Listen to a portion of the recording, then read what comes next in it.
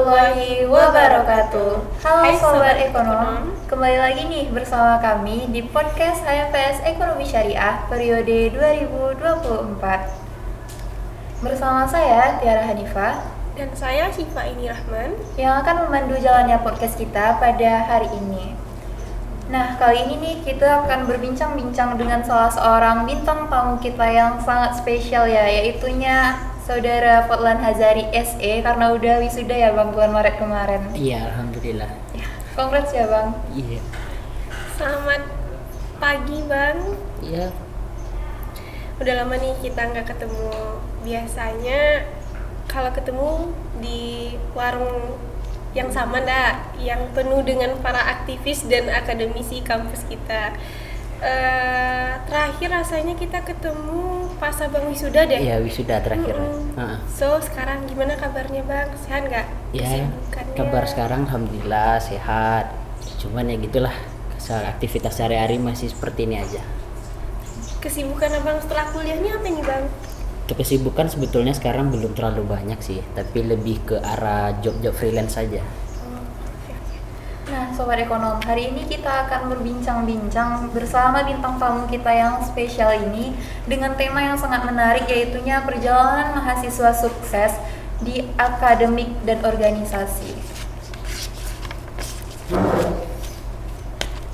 Dari bintang tamu kita ini sudah menggeluti dua ranah yang dibilang Saudari Tiara, baik di bidang akademik maupun non-akademik.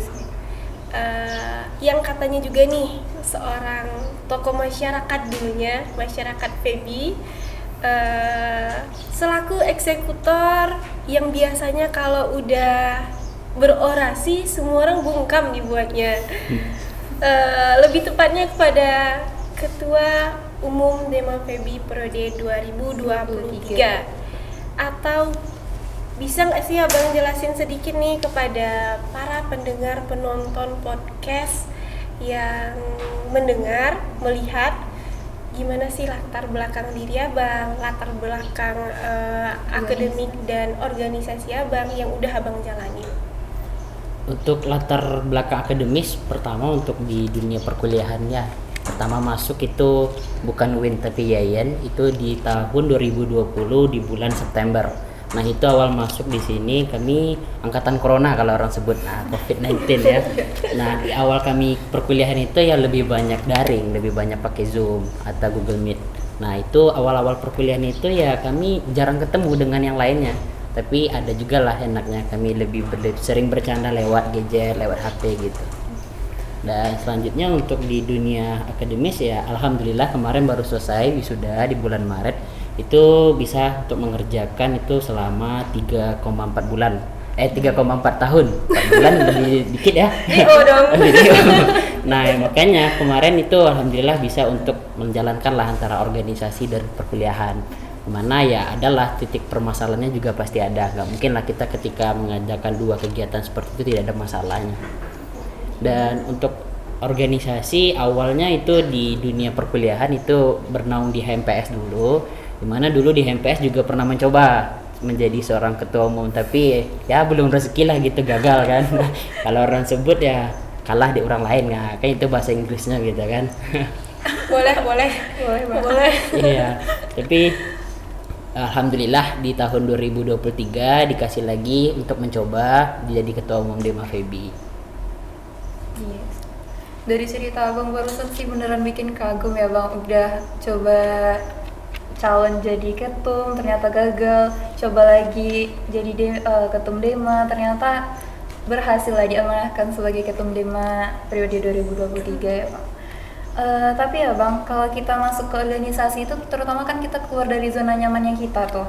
Kita pasti butuh kayak semacam motivasi lah ya buat kita masuk atau terjun ke organisasi itu. Nah, yang mau Tiara tanyain tuh kayak gimana sih atau apa sih motivasi Abang untuk masuk atau terjun ke dunia organisasi itu? Untuk motivasi sendiri untuk terjun ke dalam organisasi tentunya ini diawali di tingkat MTSN dulu, sekolah Nah itu sudah bernaung dengan di organisasi, di situ mendapatkan banyak perjalanan, mendapat pengalaman. Nah dari situ mulailah dikembangkan di dunia perkuliahan. Nah alhasil ya alhamdulillah untuk bisa mengembangkan itu ya butuh proses tadi. Nah walaupun banyak masalah, yang penting kita bisa mengenali diri kita terlebih dahulu. Ketika kita masuk organisasi, kita tidak mengenali diri kita, maka kita tidak akan mendapatkan apa-apa. Karena orang bilang ke dalam organisasi itu tidak ada suatu pelajarannya itu kalau tidak kita yang menganalisanya sendiri gitu, apa pelajarannya. Jadi penting ketika kita masuk organisasi, kenali diri kita dan nanti semua perjalanan itu kita analisa gitu. Oke. Jadi motivasi abang untuk ikut organisasi itu sendiri kayak karena abang udah juga pernah menggelutinya dari MTS sendiri kan. Jadi dari awal kita bincang-bincang mengenai latar belakang organisasi yang udah pernah abang geluti sebelumnya gitu kan. Pastinya abang menjalankan keduanya itu ada halangan rintangannya lah kan bang, nggak semuanya mulus gitu aja kan langsung berhasil gitu kan.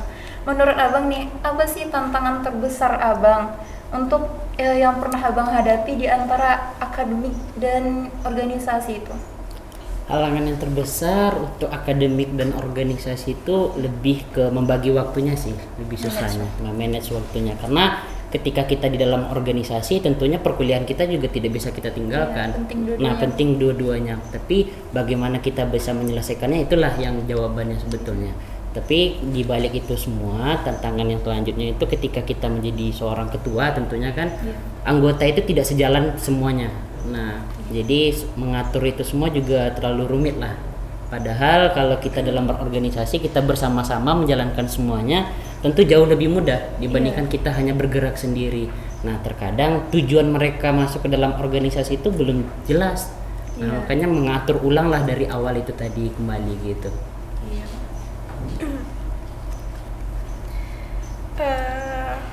Aku lagi ya bang yang tanya. Iya.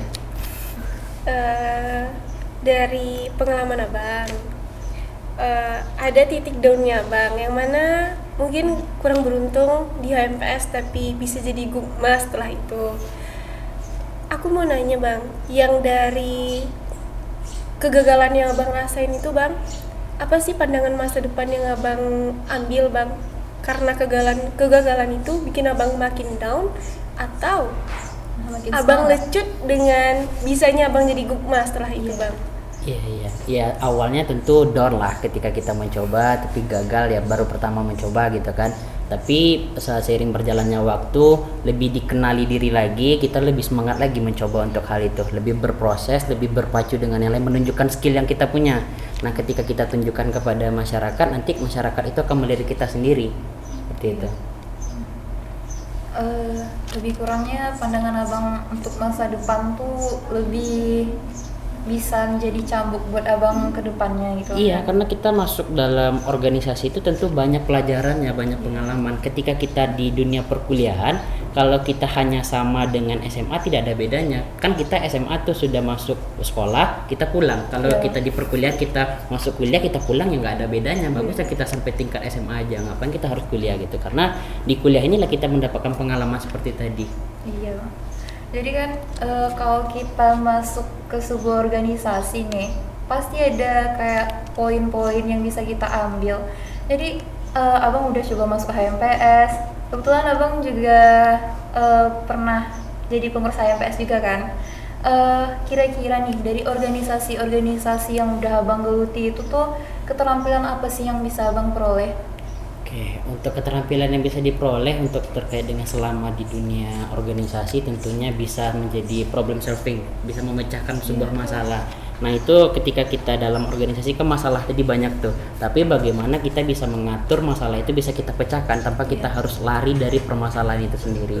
Ya kemudian untuk menjadi seorang pemimpin tuh penting untuk bisa memanajemen tadi, waktu tadi paling penting, karena ketika masuk ke organisasi, kuliah kita juga jalan, anggota kita tinggalkan kayak seperti itu. Nah bagaimana kita bisa mengatur itu semua? Nah tentu itu butuh ya sebuah kita bisa manage tadi lah jatuhnya seperti itu.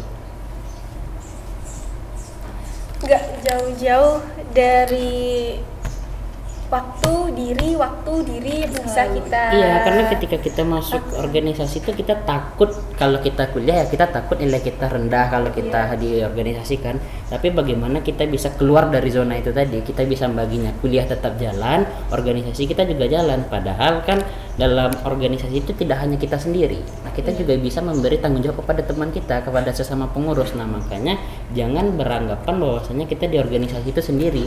Ketika beranggapan yang kita punya sendiri ya kita akan keribetan. Dari tadi aku dapat bagian pertanyaan yang nggak jauh-jauh dari pengalaman. Abang udah ada menjalani melalui tantangan, udah dapat bahagianya kayak gimana juga.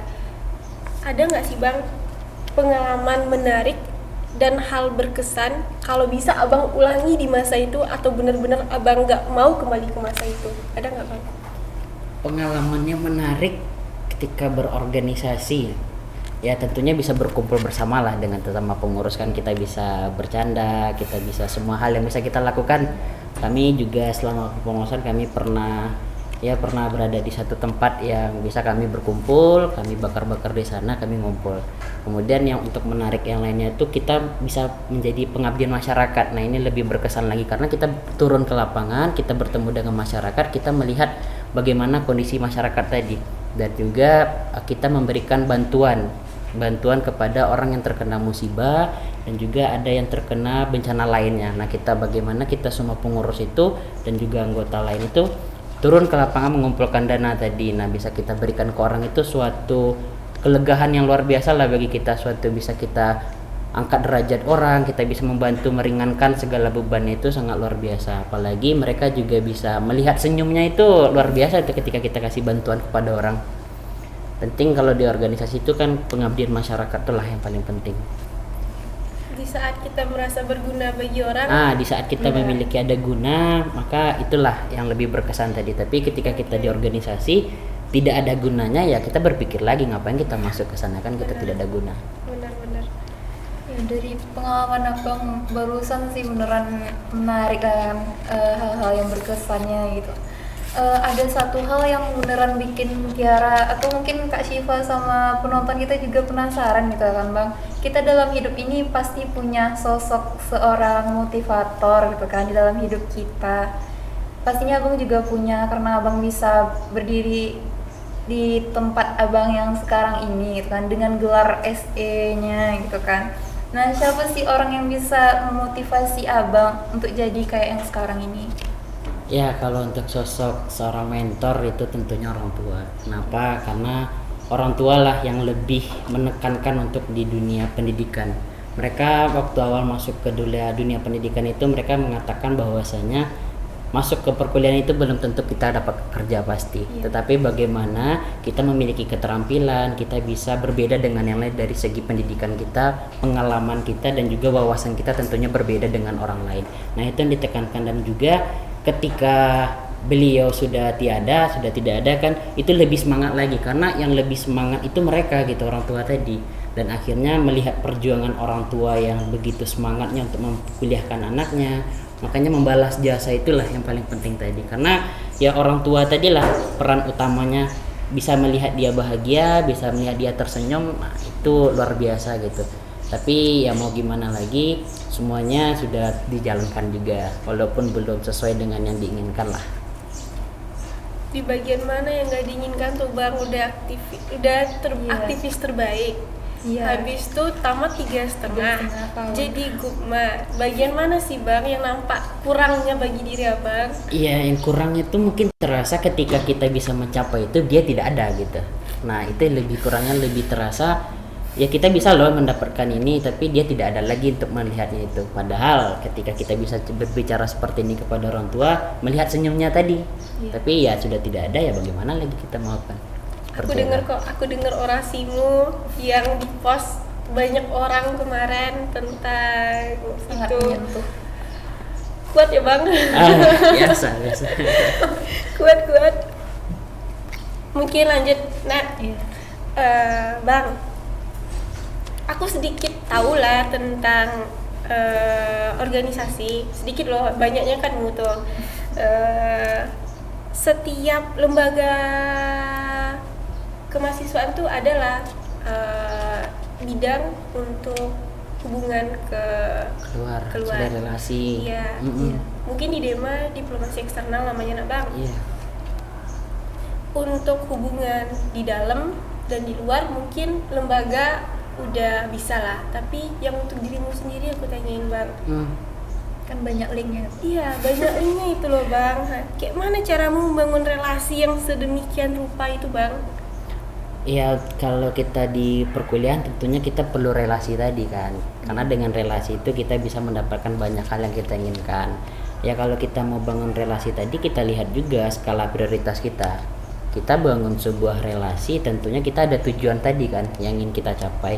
Ketika orang itu bisa bantu, itu keberuntungan yang luar biasa. Tapi kita untuk membangun relasi itu bukan hanya untuk kepentingan pribadi, bukan, tetapi ya ketika kita memperbanyak teman, memperbanyak sebuah link kita, itu adalah gunanya di suatu saat nanti. Terus sudah banyak doang relasi abang sekarang. Belum belum terlalu banyak. Enggak. Nah, sejauh yang udah kita bicarain dari awal nih bang, kan kita bahas nggak luput dari organisasi atau akademik gitu kan. Pastinya abang adalah cara-cara untuk berorganisasi yang baik itu gimana gitu, tips and triknya. Tips and trik untuk berorganisasi yang baik. Ya tentu yang pertama kita di dalam kepengurusan kita dulu, kita lihat apakah di dalam kepengurusan kita itu sudah membangun yang namanya keluarga. Ketika kita sesama pengurus kita sudah membangun keluarga, tentunya nanti mereka akan bisa mengerjakan semua hal. Tetapi ketika mereka masuk dalam organisasi, mereka merasakan tidak kenyamanan tadi, ya mereka akan hilang satu persatu. Tetapi ketika mereka merasakan keluarga, mereka akan mau membantu kita. Yang namanya keluarga, kedekatan sudah sangat luar biasa. Mereka akan menjalankan apa yang kita inginkan. Mereka akan bisa merasakan gitu. Jadi kita tidak merasakan kesedihan itu sendiri. Penting dalam sebuah organisasi itu membangun yang namanya keluarga. Dan juga ketika kita dalam berorganisasi, seburuk apapun kepengurusan kita, seburuk apapun capaian kita, kita harus bisa mengapresiasi tadi. Dan jangan nanti ketika kita sudah mendapatkan hal itu walaupun tidak kita inginkan, kita tidak memberikan apresiasi. Orang sudah capek-capek loh untuk kerja gitu kan, yang tidak dibayar juga dan lain sebagainya. Tetapi apresiasi itu penting kita gitu. Kita memujinya dia sedikit, nanti walaupun kita mau mengevaluasi, pandai-pandai kita untuk berbicarakannya. Jangan kita salah gitu, kita tembak dia langsung untuk bilang dia salah, bukan, tetapi kita bilang kepada dia baik-baik, cari jalannya gitu, cari solusinya. Ketika kita menyalahkan orang, kita harus punya juga solusinya langsung supaya dia bisa evaluasi. Nah itu, jadi kita bangun keluarga dan kita juga bangun yang tadi itu mengapresiasi sebuah kepengurusan. Dan selanjutnya ketika kita menjalankan organisasi, ketika ada yang namanya permasalahan, itu jangan pernah lari. Kadang kan banyak kita ada banyak masalah, belum lagi masalah kuliah, masalah organisasi. Ya nantilah untuk organisasi itu kuliah aja dulu gitu. Kita mau tamat kan, tujuan kita ke sini, kita tinggalkan organisasi. Nah, itu berarti kita belum bisa memanajemen diri kita dengan bagus. Padahal di organisasi itu kan tanggung jawab kita. Kita sudah dilantik, kita sudah ada pembacaan yang ikrar. Nah, kita sudah diikrarkan, kita sudah dibuat janji juga. Makanya kita harus bertanggung jawab, itu jangan pernah lari dari tanggung jawab kita. Itu penting itu, seperti itu. Karena kita juga udah milih kan lah. Iya, kita kan memilih jalan kita sendiri untuk di organisasi. Yang mendaftarkan diri itu kan kita, bukan kita dipaksa oleh kepengurusan sebelumnya. Oh, Tiara gitu misalnya kan masuklah sini gitu kan, enak-enak gitu. Tapi kan kita sebelum kita masuk tentunya kita berpikir kan, ada enggak keuntungannya kita masuk, keuntungannya kita kalau kita masuk kita mendapatkan apa, tentu sudah kita pikirkan. Nah, makanya jangan lari dari tanggung jawab yang sudah kita inginkan di awal tadi. Intinya tanggung jawab itu dia yang memilih untuk bergabung di sana, dia mau mencari masalah atas apa yang ada pada dirinya. Selesaikan tanggung jawab tadi itu. Oke. Sebenarnya itu udah harapan kan yang abang sampaikan bang. Cuman bener-bener lah aku minta bang kasih dong wejangan untuk para penonton podcast kita ini untuk estafet selanjutnya dimanapun mereka berada. Ngasih wejangan sebetulnya diri sendiri butuh wejangan kan. Daripada mau ngasih wejangan ke orang kan. Ya untuk HMPS ya, untuk dari periode 2024 ya sekarang ya, 2024 maupun selanjutnya seperti yang disampaikan tadi, untuk kepengurusan yang sedang jalan pertama, yang jalan sekarang 2024, jika ada anggota kita yang sudah tidak bergabung, juga anggota kita yang sudah menghilang, ayo kita jemput lagi dia ke bawah gitu. Jangan dibiarkan dia sendiri, dan juga ajarkan dia di mana kurangnya, kita kasih tahu. Jangan dizolimi lah jatuhnya gitu kan. Jangan kita seperti itu kan teman kita. Kenapa? Karena kita sama-sama dilantik. Kalau bisa kita masuk awal 30 ya keluar 30, jangan sampai 28 atau 25 gitu kan. Kemudian untuk menjadi seorang HMPS tentunya jalankan peran kita sebagai HMPS. Kenali lagi HMPS itu apa tujuannya gitu. Kenapa harus ada HMPS gitu. Tujuan masuk HMPS, tujuan HMPS dibentuk itu apa gitu. Nah makanya kita sebagai perpanjangan tangan dari jurusan atau program studi, ya kita jalankan peran kita tadi. Jangan nanti ketika kita sudah mendapatkan jabatan, kita tinggalkan tanggung jawab tadi. Nah setelah kita menjalankan yang sebuah tujuan HMPS tadi, ayo didekatkan lagi masyarakat kita semua. Karena kita dari ekonomi kan biasanya keluarga tadi kan, walaupun kita sudah jauh dari BPBP 17, 15 ataupun masih tinggi di atas, kita masih tetap bisa kumpul kan biasanya. Nah sekarang kan itu sudah mulai pudar, kita sudah jarang kumpul dengan senior atau yang lainnya, kita berbagi cerita. Makanya kita perlu untuk kumpul, ya lah kita kumpul, kita bahas gitu. Kita nggak perlu terlalu meja formal, nggak perlu, kita duduk santai sambil ngopi atau lain sebagainya, ya kita berbicara gitu, apa hal yang mau kita laksanakan atau apa evaluasinya. Kadang kan kita takut ketika kita bicarakan masalah kita, kami ada masalah nih bang, bla bla bla bla. Nah, kita takut kalau kita tuh akan dihajar nantinya kan di Muiba gitu kan. Padahal kan enggak, kita dikasih solusi, kita dikasih jalan gitu kan. Paling penting itulah, jalankan peran HMPS yang sebetulnya, jangan menjalankan yang tidak ada kodratnya gitu. Nah itulah kira-kira harapan dari bintang tamu kita pada kali ini. Nah jangan lupa ya diingat-ingat terus tuh harapan apa yang udah diberikan oleh abang bintang tamu kita. Dari awal kita udah banyak bahas soal akademik sama organisasi, itu terus ya bang. Nah jadi kemarin kami itu ada buka sesi tanya jawab di g@hmpseksya.uinmybsk. Jadi kali ini kita masuk ke segmen tanya jawab aja ya bang. Iya, jangan terlalu susah. Nggak sesusah TBK bang. Oh, iya. Masih lancar. Iya. Pertanyaannya itu ada dari @ages_sptra04, di mana pertanyaannya itu, selama berorganisasi ada program yang spesifik nggak sih bang? Untuk masalah lebih spesifik ya? Iya. Ya dari tadi kan kita bahas organisasi, masalah spesifik itu lebih ke anggota sih sebetulnya. Bagaimana di dalam organisasi itu kan tadi kan kita banyak. Nah tetapi yang menjalankan peran dari organisasi itu ya hanya beberapa dari yang banyak tadi, tidak semuanya. Padahal ketika kita kerjakan sama-sama kan lebih mudah. Dan juga untuk lebih spesifik lagi, masalah nggak terlalu ada sih sebetulnya, karena kami menjalankannya dengan enjoy. Walaupun kami itu tidak terlalu banyak, ya kita jalankan dengan ikhlas, dengan ridho tadi, maka kemudahan tadi ada aja. Dengerin tuh @ages_sptra04. Ada nih bang lagi, tapi agak lucu sih aku bacanya. Apa? @i_ni_saya AA. Bagus nama IG-nya. Bagaimana cara yang benar dalam berproses di sebuah organisasi seperti di HMPS? Cara berproses yang benar. Mungkin terlalu berliku-liku jalan yang dia tempuh, mungkin Banyak kan masalah bang. Jadi mungkin dia ya. pengen jalan yang lurus sekarang nih. Ya seperti yang tadi, ketika kita masuk dalam organisasi tentu kita akan mendapatkan banyak pengalaman, kita banyak mendapatkan relasi, kita banyak mendapatkan pertemanan yang baru. Ketika kita masuk organisasi itu hanya setengah hati, ya kita tidak akan mendapatkan hal itu. Terkadang ketika kita ada masalah, kita nggak mau menyelesaikan. Nah makanya masuk organisasi itu jangan pernah lari dari masalah tadi, tanggung jawab kita tuh jangan pernah lari. Kemudian ketika kita menghadapi organisasi itu tentu kita punya skala prioritas kita tadi kan. Oh ini jam kita buat organisasi, ini jam kita buat perkuliahan tentunya. Kadang kan kita takut ketika kita ada dua pekerjaan nih, organisasi dan perkuliahan. Kita takut dunia pertemanan kita atau yang lainnya itu tertinggal kan gitu.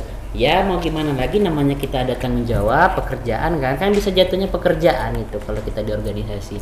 Makanya ya jarang lah kita ngumpul sama teman. Bener Tapi ketika teman itu bisa mengerti, pasti dia akan paham.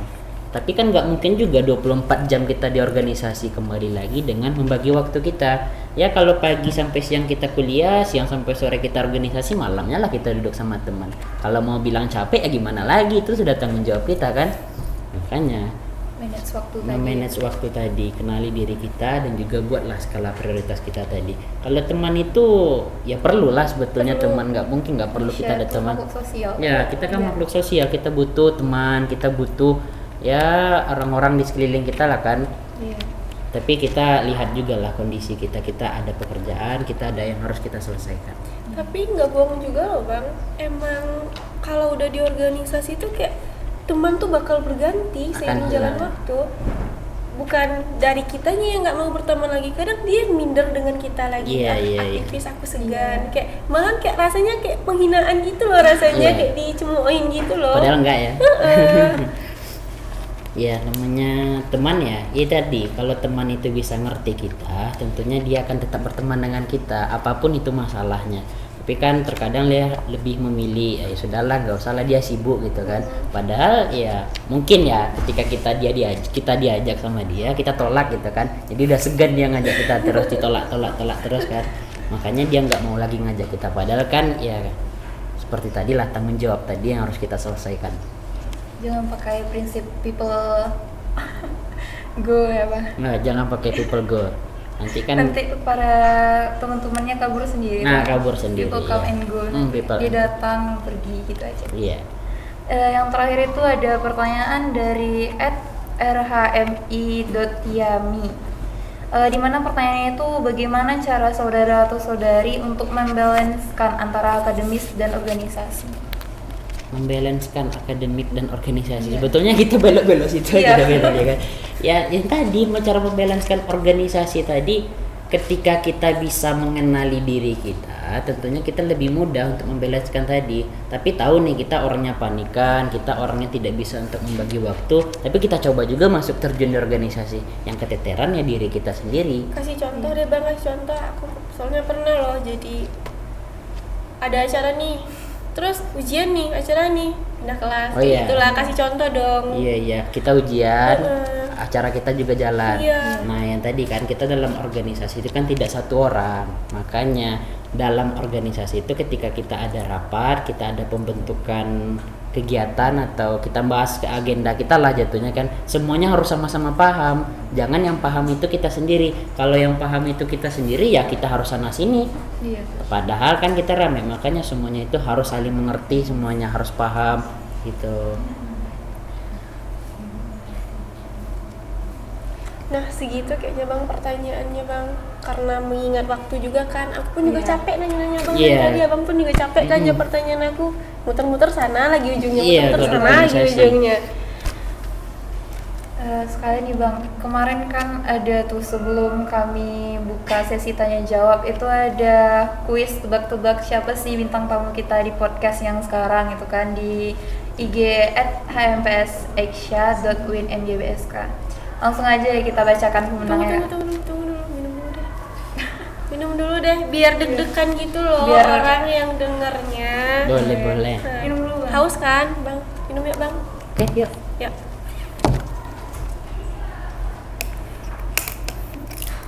Bagus minuman. Sekali aku bisa minum yang kayak begini. Biasanya cuma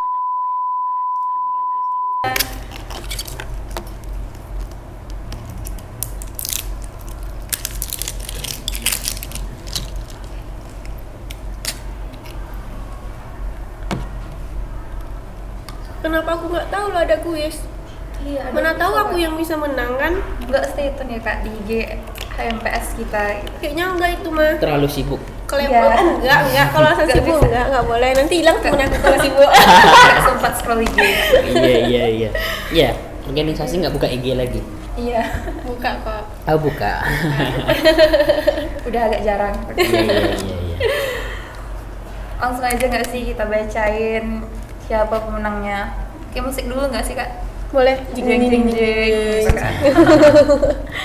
Jadi langsung aja nih Pemenang kuis tebak bintang tamu kita pada kali ini itu adalah @adisti_rh_. Selamat ya buat pemenang. Nah bang, segitu dulu sih bang bincang-bincang kita pada hari ini. Kami betul-betul berterima kasih abang udah menyempatkan diri buat hadir. Kami tahu kesibukan abang juga banyak sebenarnya kan. Tidak. Kapan-kapan bisa abang kita ngobrol-ngobrol yang lebih hangat gitu kan. Boleh. Yang jelas freelance abang lu setidaknya ngajak kami dong. Iya. Boleh, yuk gabung. Untuk teman. Abang gimana? Boleh. Nah sobat ekonom, mungkin segitu aja dulu ya. Saya Tiara Hanifah. Saya Syifa ini Rahman. Kami pamit undur diri. Dadah. Assalamualaikum warahmatullahi wabarakatuh. Stay tune ya. Di podcast kedua kami, jangan lupa like, Komen, share dan subscribe. di channel kami @hmpsasia.uinmybsk. Dadah.